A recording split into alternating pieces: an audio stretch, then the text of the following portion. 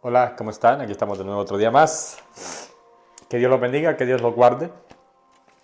Recuerde compartir, darle like y suscribirse. Vamos a hablar de el pecado, consecuencias del pecado. Vamos a hablar de un hombre que pecó, que pecó gravemente, pero Dios dice al final que eh, él está hecho de acuerdo al corazón de él. ¿Ah? Entonces, consecuencias del pecado.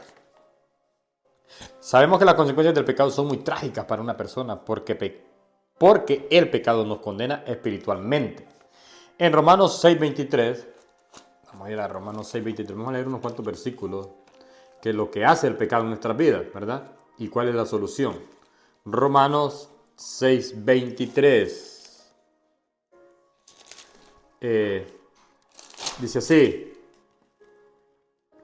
porque la paga del pecado es muerte, mas la dávida de Dios es vida eterna en Cristo Jesús, Señor nuestro. La paga del pecado es muerte. Nosotros tenemos que entender que eh, por un hombre vino el pecado en este mundo y por la sangre de un hombre el pecado ha sido vencido. ¿Ok? Eh, nos separa de Dios. Eso lo podemos encontrar en Isaías. El pecado, recuerde que el pecado nos separa de nuestro Señor. ¿Ok? En Isaías, eh, en Isaías 59, 1 y 2.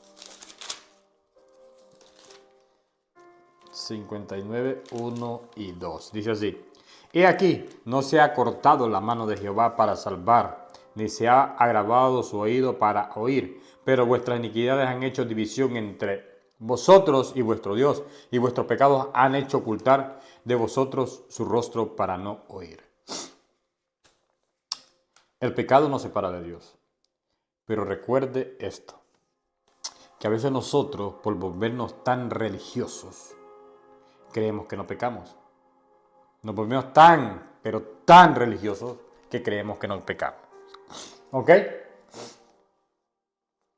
Y cuando fallamos al Señor, creemos que Dios ya no nos perdona.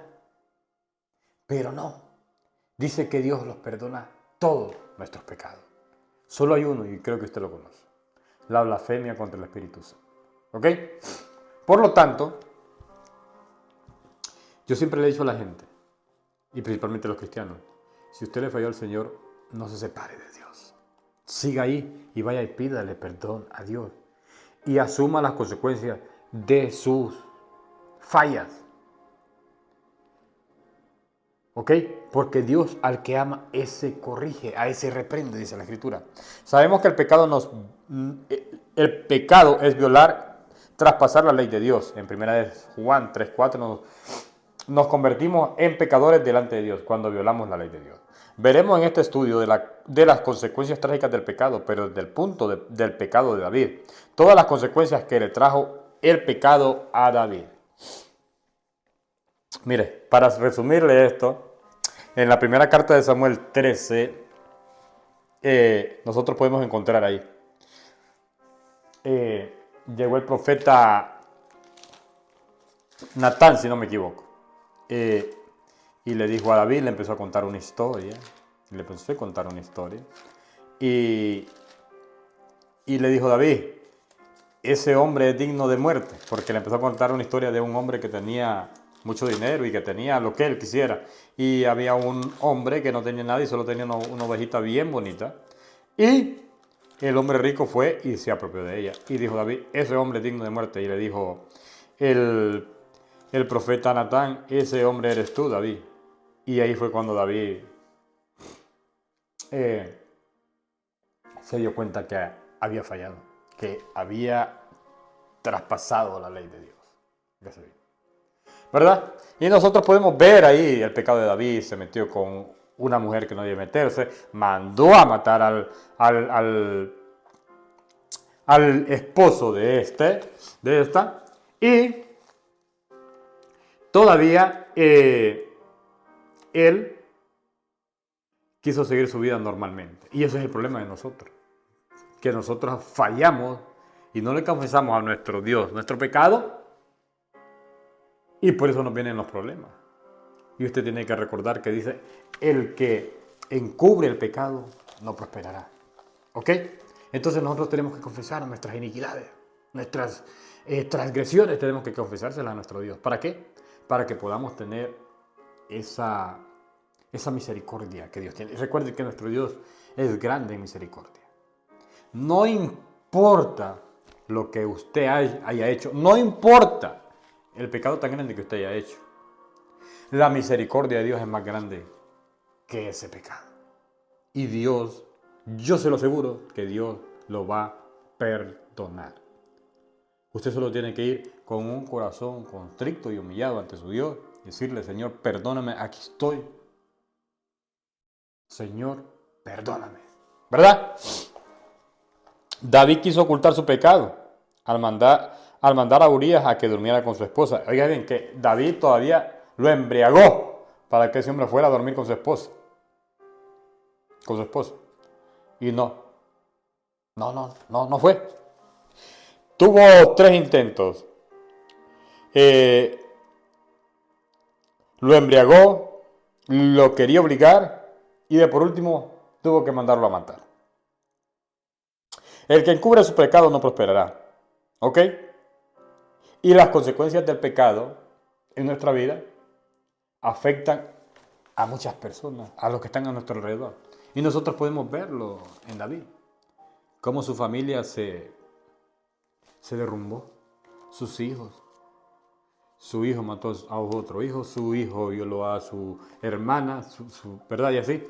Y vemos que después David, su propio hijo se metió con sus mujeres. Y después David, Absalón le quitó el mandato y todo ese tipo de cosas. Nosotros vemos el pecado. ¿Sabe por qué? Porque nosotros creemos que somos más inteligentes que Dios. Y no. No hay como nuestro Dios. Él lo sabe todo. Él sabe las intenciones de nuestro corazón. Pero mire, lo más importante de esto es que David fue y tocó el corazón de Dios. Fue y tocó el corazón de Dios. ¿Sabe cómo? En el Salmo 51. ¿Ok? En el Salmo 51 David expone ahí su corazón. Ten piedad de mí, oh Dios, conforme a tu misericordia, conforme a tu multitud de tus piedades. Borra mis rebeliones. Lávame más y más de mi maldad y límpiame de mi pecado, porque yo reconozco mis rebeliones y mi pecado está siempre delante de mí. Contra ti, solo contra ti he pecado y he hecho lo malo delante de tus ojos, para que sea reconocido justo en tu palabra y tenido por puro en tu juicio. He aquí en maldad he sido formado y en pecado me concibió mi madre. He aquí tú amas la verdad en lo íntimo y en lo secreto me has hecho comprender sabiduría. Yo me imagino a David, yo no sé si ustedes lo imaginan, pero yo me imagino a David, aquel hombre ahí en su cuarto, postrado, diciendo, perdóname, Señor, perdóname, perdóname. Derramado aquel hombre, ¿verdad? Y lo más importante que David fue y le dijo a Dios, purifícame con hisopo y seré más limpio. Lávame y seré más blanco que la nieve. Hazme oír gozo y alegría y se recrearán los huesos que has abatido. Esconde tu rostro de mis pecados y borra todas mis maldades. Usted tiene que entender que nosotros tenemos una promesa. Que nuestros pecados son borrados cuando nosotros vamos y le pedimos perdón a Dios. Son borrados.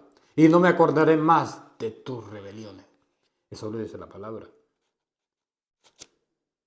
Pero Dios quiere que vayamos contritos y humillados ante Él.